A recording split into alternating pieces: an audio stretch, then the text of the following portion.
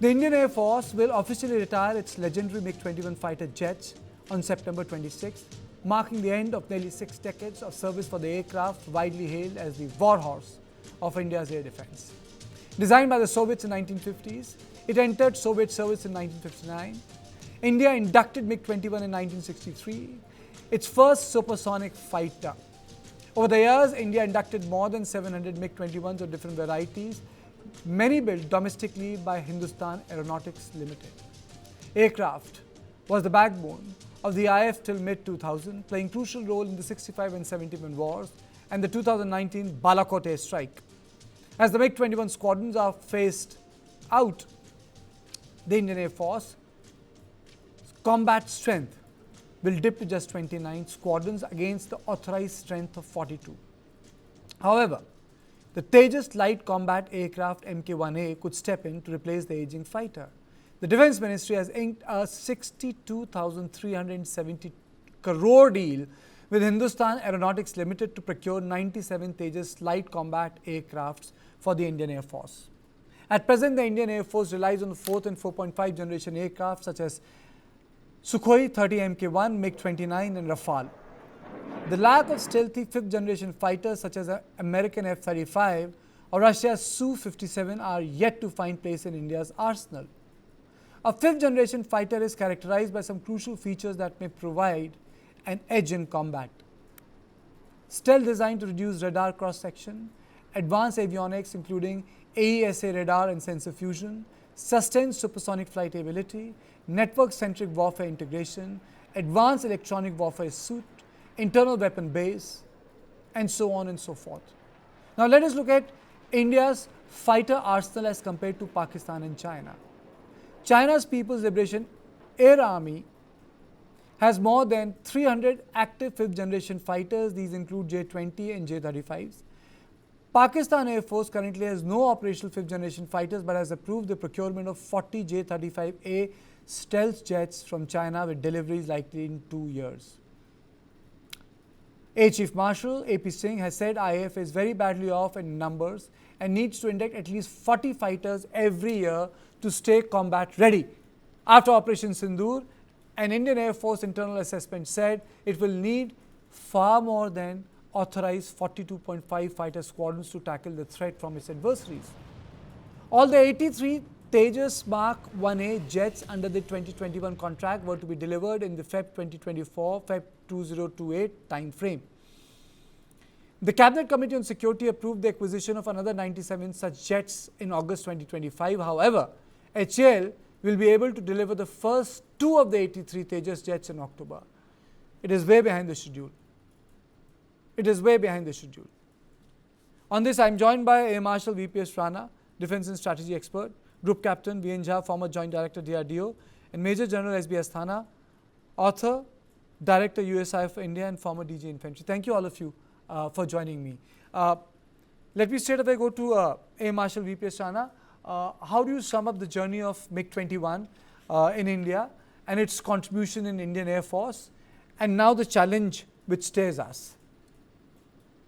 Well, I think Karthikeya, you summarized it yourself pretty well. It's a full age that's coming to an end. It's almost 60 plus years, 62 years to be precise, that this majestic aircraft has served Indian Air Force. At the peak, it had almost 24 squadrons at one time. In around 86 or so. That made almost 60% of the entire fighter fleet. So that shows the kind of dominance this aircraft had in our inventory. All different types for the ground attack, for the supersonic fighter, and particularly in case of the as a air defense interceptor. As a fighter controller, I felt that this was the aircraft which was fastest off the deck. And that is why we actually like this aircraft the most, because in air defense, you you have to act very quick. The time available to you to react is very less.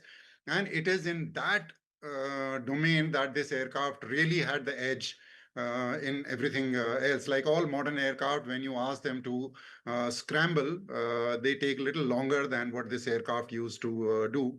But this has really served us pretty well in 65, in 71. I don't want to go into those details because those are already available and everybody knows. But the fact is that there is no aircraft has served any air force for this long, and the journey has been phenomenal. So tomorrow, one complete age comes to an end. It's a coincidental that our chief is going to fly this aircraft tomorrow. Absolutely. He is also the same age as this aircraft is with the Indian Air Force. Okay. So that there's a pretty good coincidence. But that also shows the kind of confidence we have had in this aircraft. Okay. There are a couple of other issues. So there are a couple of other issues, and they're intertwined. Let me go across to General Asthana. Sir, the first issue is our adversary will have a fifth generation aircraft very soon. China has it. We don't have it. What difference does that make in a warfare, sir? And now this deal has been inked, and HAL's record has not been very, I would say, inspiring in terms of delivery timetable. Can you hear me, please? Yes, sir. Okay. As far as the delays are concerned, there is no doubt that HAL has not been able to deliver the particular aircraft which we needed in time, and we are way behind schedule, as you have already brought out in your commentary.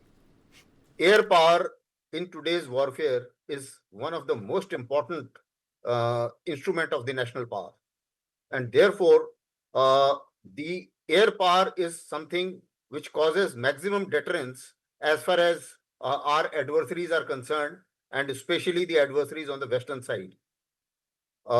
As you rightly mentioned, we don't have the fifth generation aircraft, which we badly need one, and certainly AMCA, we cannot be waiting for that long. And my personal recommendation is we need to buy, irrespective of everybody keeps saying that, okay, yes, we should have Atmanirbhar Bharat, and all Atmanirbhar Bharat programs and AMCA programs must continue. There is no doubt about it. And we should ultimately have that. But I think in the interim, if we have 29 squadrons and they have also almost about 60 to 70% of the squadrons we have, that is Pakistan, then the deterrence value gets eroded. And with that deterrence value, the conventional superiority edge may not be that much, because the simple reason, obviously, we will have to keep some aircrafts on to the Chinese border as well, or that is the other borders. So even if there is a, let's say, a showdown, we need more aircrafts. And therefore, I think Air Chief is absolutely right in saying that we actually need these aircraft as of yesterday. So we need fifth generation aircraft. My recommendation is we should buy. That is, I leave it to our Air Force colleagues, whether we buy Sukhoi or we buy Rafale, because Rafale is 4.5 generation and still has got some kind of disadvantage. The question which you asked is, see, the fifth generation aircraft has got the stealth capability. So therefore, the radar signatures are much lesser. The chances of detections are much lesser, and therefore the chances of survival in the hostile AD environment are much better. Secondly is the range issue, that if you have the better generation aircraft which has longer range, obviously you have an advantage when there is a air-to-air combat. So these are 2-3 things, and there are other technologies as well which are relevant. And also some of the technologies, which is some of the missiles which we are making now, are not getting fitted in Rafale. So Rafale has got a problem there in some manner or the other. But I am given to understand, my Air Force colleagues would be able to correct me better, that if in case of Russian aircraft, I think all our systems can be fitted comfortably. So I think we need to buy few squadrons and make maximum as far as AMCA is concerned. And in the interim, we must expedite the Tejas aircraft manufacturing. We know that there is a problem with the engines. We need to sort this out